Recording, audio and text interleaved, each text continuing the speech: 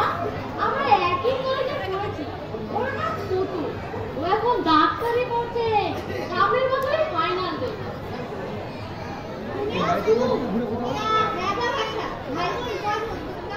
ভাই বোন নেই পিসিমা, মায়ের একমাত্র সন্তান।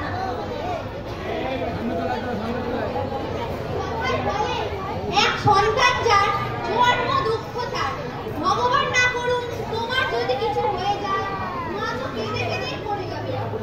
তা যা বলেছেন মা, তোমাকে চোখের আড়াল করতেই দিতে চায়। এই যে কত পোশাক করে সোনার সঙ্গে বেড়াতে এসেছে, কবে রাজি করিয়েছি। তাই নাকি? হ্যাঁ, মা কি বলেন জানেন?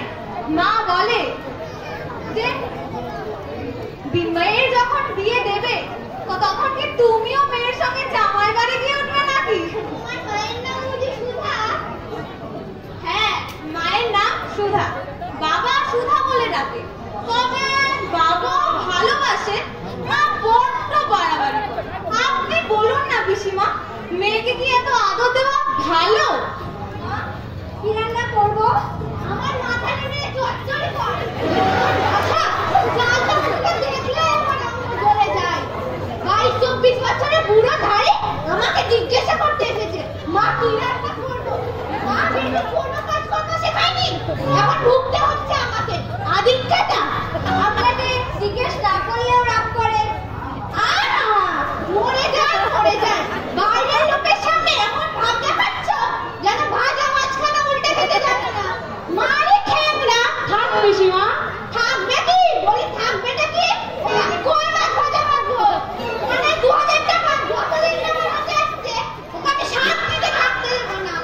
জামারে বেটি আমার বোকা ছেলের মাথাটাকে চিবিয়ে খেয়েছে। আপনি আমাকে যা খুশি বলুন, কিন্তু আমার গরিব বাবাকে কিছু বলবেন না। কি বলি? কি বলি হারামজাদে?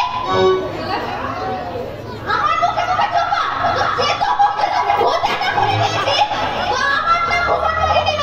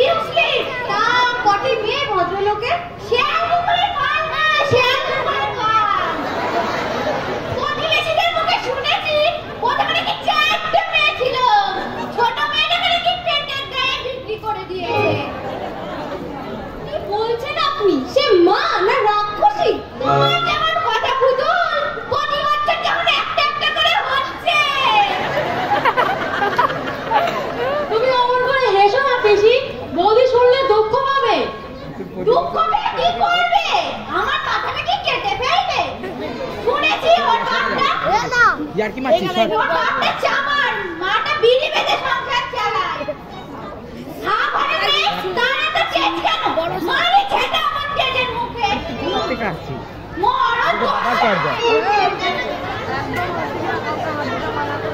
আমাকে তো মালুম করেনি সভ্য ছেলে তোকে এখানে সব থেকে বলে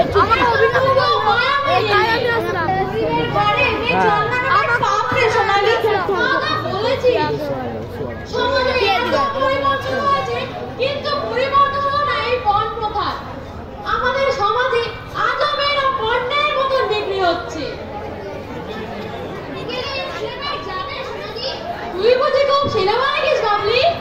খুব দেখি না, তবে সপ্তাহে গোটা চারেক ছবি তো দেখি। কি বলছো তুমি? সপ্তাহে 4 দিন সিনেমা যাও? তাহলে পড়ো কখন? আমার বেশি পড়তে হয় না, পরীক্ষা দিলেই পাস। তার মানে?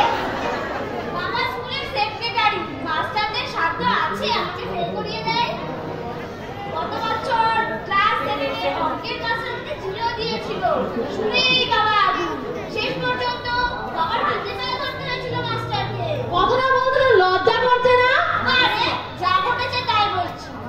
আমার কথা বিশ্বাস না হয় মাকে গিয়ে জিজ্ঞাসা করে দেখো না। তোর মাকে নয়, তোরা জিজ্ঞাসা করবে আমি তোর বাবাকে। তিনি নিজে একজন শিক্ষিত মানুষ হয়ে কি করে দুর্নীতি প্রশ্রয় দিচ্ছে? বাবা আমার কাজ করে বাবলি। মা যদি বাবাকে বসে একটা ধমক দেয় না, বাবা কেঁচো হয়ে যাবে। মা আমার ঘরে আছে, বাবা কথা কি বলবে না। মামি ঠাকুরজি, তুমি মাছ ভাজা খেয়েছো? কে বললো? পয়নি বলছিল তোমাকে নাকি রান্নাঘর থেকে বেরোতে দেখেছে। করালি বলেছে হারামজাদিকে আজ আমি জুতো বের করবো। আমাকে মাছ ভাজা খেতে দেখেছে শয়তানি। যাচ্ছি আমি। মিথ্যে কথা বলবার মজাটা টের পাইয়ে দেবো আজ। সোনা ঠাকুরজি, কি সোনা তুমি আমাকে? তুমি বলেছো আমি মাছ চুরি করে খেয়েছি, খেয়েছি বেশ করেছি।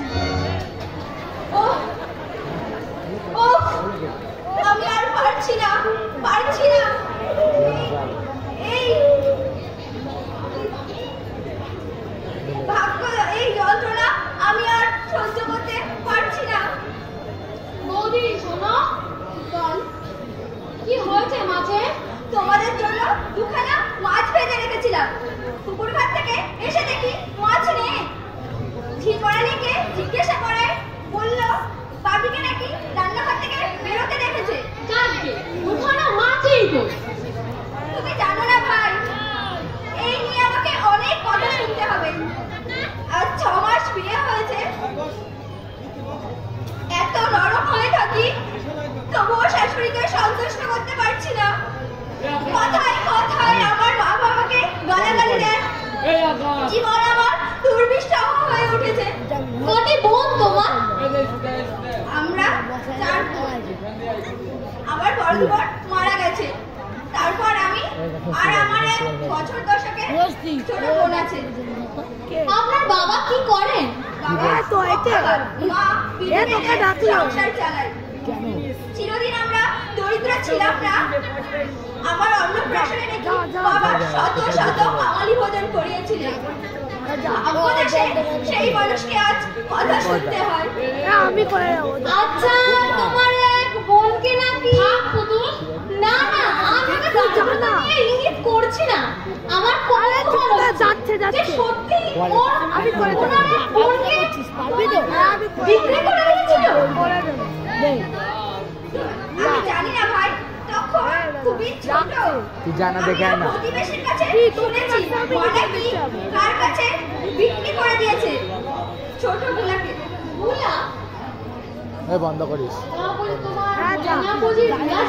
হ্যাঁ, আরে এই তো এইটাকে চাপতে হবে। এইটা না, ওই একদম মাঝখানে এখন মানে তখন বন্ধ করতে পারছি না। বলতো এক অভিভাবক বলেছে পুরো বন্ধ করতে, আসলে লোড টানতে পারে ভোট। আমি তখন ক্লাস 7 এ পড়ি। সবে মাত্র স্কুল থেকে এসে দোতলার ব্যালকনিতে দাঁড়িয়ে জল খাবার খাচ্ছি। তখন নিচে দাঁড়িয়ে দেখলাম আমার মায়ের সামনে দাঁড়িয়ে একটা ভদ্র মহিলা কথা বলছে। ভদ্র ঠিক বলা যাবে না, কারণ বেশভূষা দেখে ভিখারি বলেই মনে হলো। তারপর ভিখারি মেয়েটি কাঁদছে আর বলছে আমি একটিবার গুলাকে দেখেই চলে যাব। মা চিৎকার করে বলছে তুই যাবে কিনা বল, নাহলে স্বেচ্ছায় না গেলে ধাক্কা দিয়ে বার করে দেব। মেয়েটি কান্নায় ভেঙে পড়লো রে। বোবা কান্না, কান্নার কোনো শব্দ নেই।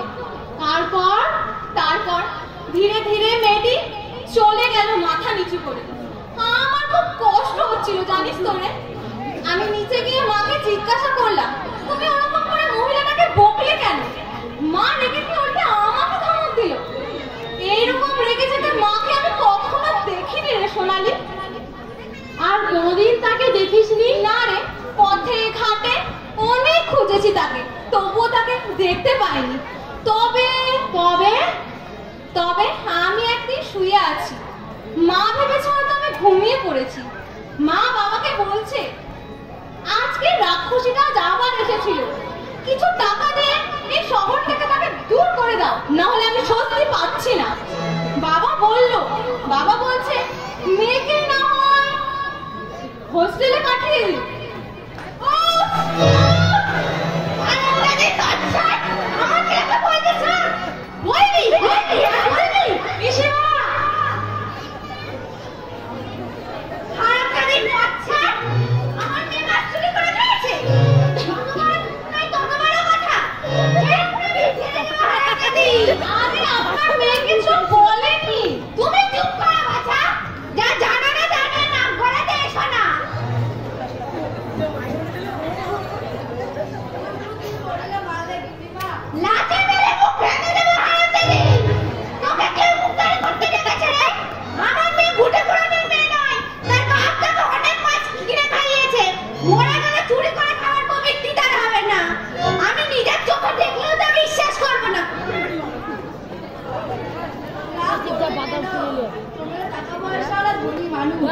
গরিব মেয়েরা ঘরে চোখের ঘরে কলম কলটে, আর গরিব মেয়েরা যতই প্রকৃতি করুক টাকা পয়সায় খাবার সব ছাড় করেছে।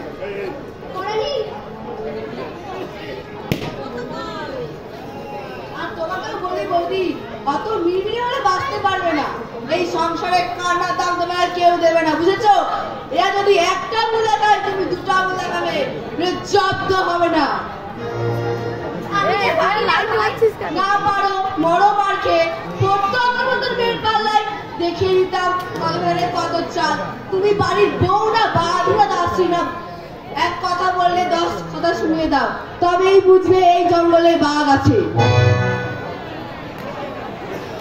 আমি চলে যাচ্ছি সোনালি। চলে যাচ্ছিস মানে? যেখানে যাদের বাড়িতে এইভাবে ঘরের বউ নির্যাতিত হয়, তাদের বাড়িতে খাবার হতে পারে না ধনী, থাকতে পারে না সম্ভব। যাই না, তোকে বলেনি অভি কাকু, আর তুই এখানে মিথ্যা কথা বললি। তোর সঙ্গে আমি সম্পূর্ণ একমত পুতুল। অভি কাকু তো বলেনি। এক্ষুনি চলে গেলে কৃষি বা অসন্তুষ্ট হবে। জিজ্ঞাসা করে অভি কাকু তোকে এখান থেকে উঠতে বললি। রাস্তা পড়বে আমার উপর। তুই জিজ্ঞাসা করে তুই নিশ্চয় যাস না তুচ্ছ কারণে আত্মীয়র সঙ্গে আমার মনোমালিন্য হোক। কিন্তু বসে যা ঠাকুরজি ঠিকই বলেছে। তুই উঠতে পড়ছিস তো, একটা অবাধ্য চলে গেল। অভি কাকু ঠাকুরজি ঠিকই বলেছে ভাই। তুই অভি কাকুর কাছ থেকে আগে পারমিশন নিয়ে যা। আমার উপর নিজে নিতে করবে। অভি কাকু যদি বল চলো, অভি কাকুর কাছে অভি কাকু যদি বলে তাহলে বসতে। তোমাদেরকে আমি নানা কথা বলে তোমাদের মন বিষিয়ে দিয়েছি, যেতে হয় তোমরা খেয়ে দিয়ে চলে যেও। তোমাকে একটা কথা বলছি শোনো, কেন ভুগছো এই হীনমন্যতায়? কেন করছো এই মনুষ্যত্বের অপমান? বিদ্রোহ করো, প্রতিবাদ করো। তুমিও তো মানুষ, তোমারও তো এই সমাজে সসম্মানে বাঁচার অধিকার আছে। কিন্তু তোমার কিন্তু নয়। তুমি এর বউ, ইনি এখানে যতখানি অধিকার আছে, তার মেয়ের যতখানি অধিকার আছে, তোমারও আছে ঠিক ততখানি অধিকার। কারণ অনুগ্রহ তুমি এখানে আসনি, তোমার নিজের যোগ্যতায় তুমি এখানে এসেছো। মেয়েদের কান্নার যুগ শেষ হয়ে গেছে। তোমাদের সঙ্গে এরা যেমন ব্যবহার করবে, তুমিও ঠিক তেমন ব্যবহারটাই করবে। যে কড়ালিকে দেখো কিছু শেখো, সে কিন্তু তোমার মতো সবকিছু সহ্য করে কাঁদবে না, ও প্রতিবাদ করবে, বিদ্রোহ করবে। আমিও তাই করব। অনেকদিন তো সহ্য করে দেখলাম, আমি আর কাঁদবো না, আর ভুগবো না হীনমন্যতায়। প্রয়োজন হলে এই বিয়ে খেলা ভেঙে দিয়ে চলে যাব। পরের বাড়িতে দাসী বৃদ্ধি করব, তবুও মনুষ্যত্বের অপমান আমি আর সহ্য করব না।